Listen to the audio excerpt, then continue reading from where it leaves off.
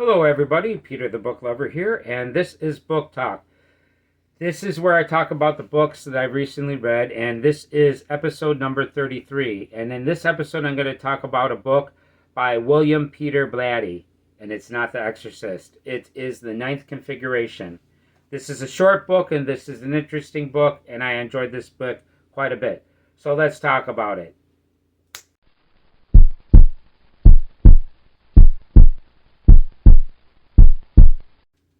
Hello everybody, I'm Peter the Book Lover. I have a YouTube channel to where I talk about books and movies, and I have a great time doing it. Hopefully you'll have a good time being here as well. And this video I'm going to talk about the Ninth Configuration. And I'm also going to talk a little bit about William Peter Blatty's other book, The Exorcist. I've only read two by this guy, so I'm going to talk about both of these books. But before I get into the books, I actually want to thank you for being here. And I want to ask you, if you like this video, please do me a favor and hit the like button. It means a lot to me when people hit the like button. Please do me that favor. And if you can, please let me know what you think in the comments. I'd love to hear from you.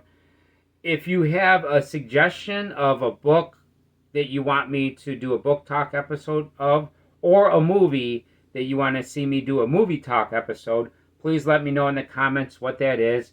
And if it's available, there's a very, very good chance I will do that for you. And if you've subscribed to my channel, I hope you're enjoying my videos so far. But if you haven't subscribed, please do me a favor, hit the subscribe button. And I make 3 videos a week, and I make an effort to make them interesting. So please subscribe for more content, and come back and watch more content. So let's get into this. This is The Ninth Configuration, and this was written by William Peter Blatty. And the other book that he wrote was The Exorcist. Now, The Exorcist is a fantastic book in my opinion. I really love it. It's one of my favorite horror books.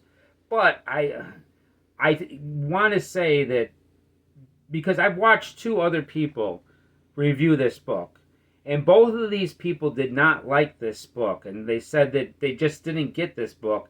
But both of the people that reviewed this book that didn't like it were people that did not see this movie. And it leads me to believe that if you really want to enjoy The Exorcist, this is a case to where you need to watch the movie and then read the book.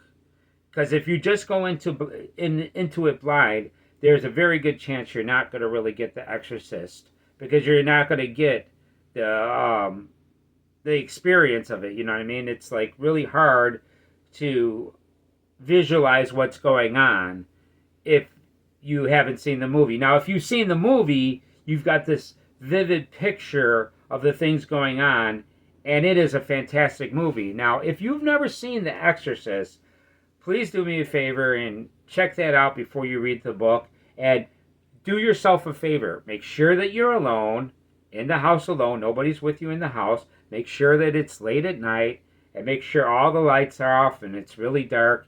And just be by yourself and watch this movie. And chances are this movie's going to scare you.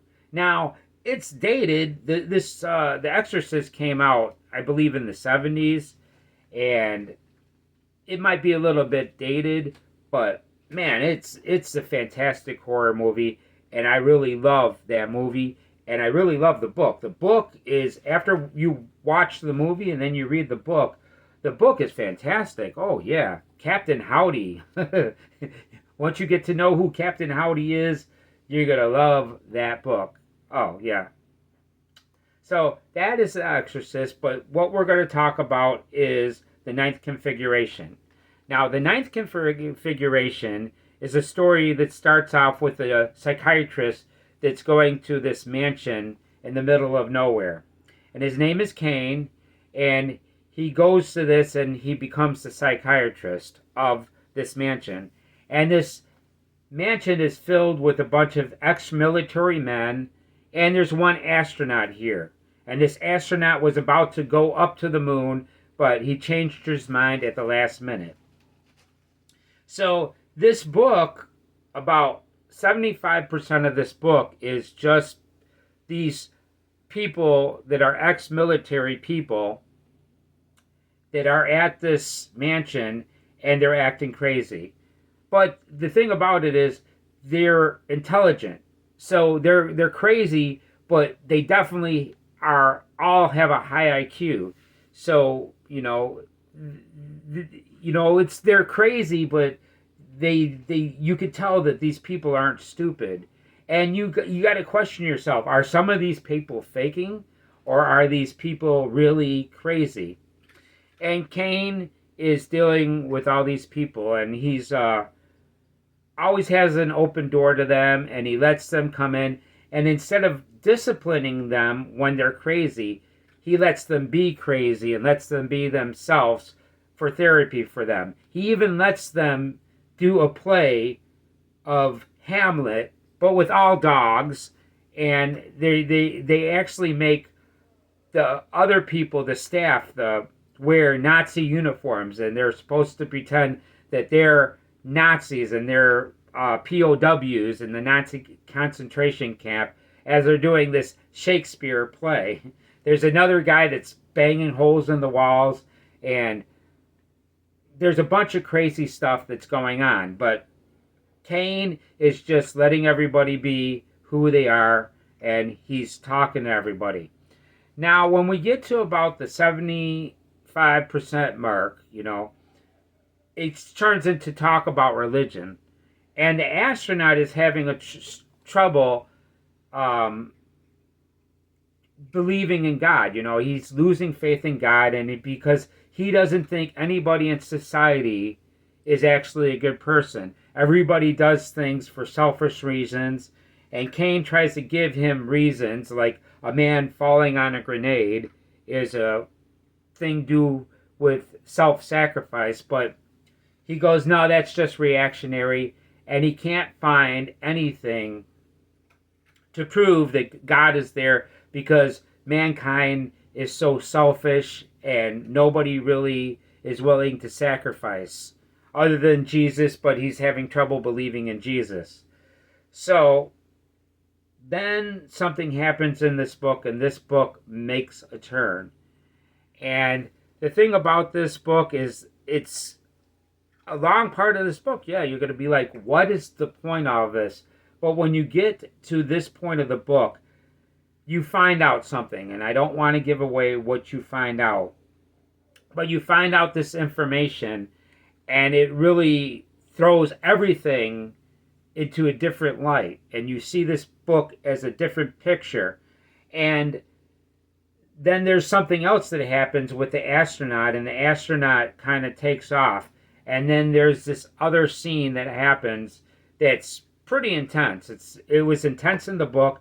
Plus, there's a movie of this, by the way, and the scene in the movie matches the scene in the book. And there's this really intense scene at the end of this movie. And then at the very end of this movie, the astronaut actually gets his answer and gets proof that there's something after we die, that life, and there is a sign given to him by Kane. And it's pretty interesting, and it's pretty great. At the end of this movie, I really enjoyed where it led to, and it had a satisfying ending. A little bit depressing. The ending is kind of depressing, but at the same time, it's a great ending, and I really enjoyed this. And this is a case to where you could read the book first, and then after that, then check out the movie, because I think it's better to experience this the other way around. And this also has a lot of great actors in the movie as well. As a matter of fact, if you're familiar with The Exorcist, Peter Karras, one of the priests in The Exorcist, is in this movie. And there's a couple other people that are in this movie that you're going to recognize. Like, it's got Stacy Keach, and he's from the Cheech and Chong movies. He's from Nice Dreams and Up in Smoke. But those are very funny. In this movie, it's really not a comedy. Although it seems like a comedy, but it's never really funny. But it could be like if you've got a, a, if your funny bone is easily tickled, some of this stuff might be funny because there is some kind of funny things like he's interviewing the dogs on to be in this play that they want to do Hamlet with dogs, and he's interviewing the dogs to be in the play, and one of them gets mad and bites him, and that was kind of funny. But most of this, the way they act, is not really funny. They're crazy, you know what I mean? But this was a pretty interesting book. I enjoyed it quite a bit. It's not as good as The Exorcist, but I like this a lot. Now it comes to the time to where I give you my rating of this movie, and this is a 9 out of 10. This is definitely a very, very good book. It would have a higher rating. The reason why I give it a 9 out of 10 instead of a 10 out of 10 is because it takes a long time to get to the meat and potato of the stories, and that's that twist at the end. And the twist at the end is very satisfying. If you actually make it, you'll really enjoy it. And this book will not take you a long time to read. It's only 150 pages. It didn't take me a long time to read. So, and that's about it. I'm Peter the Book Lover. Now, before I go, I want you to know that I really appreciate you being here. Everybody that's giving me your time to watch this video, I want you to know that I really appreciate your time, and I love you all. Your time is precious to me, and it means a lot, so thank you very much. I love you so much for being here. And that's about it. I'm Peter the Book Lover, and I hope to see you in the next video.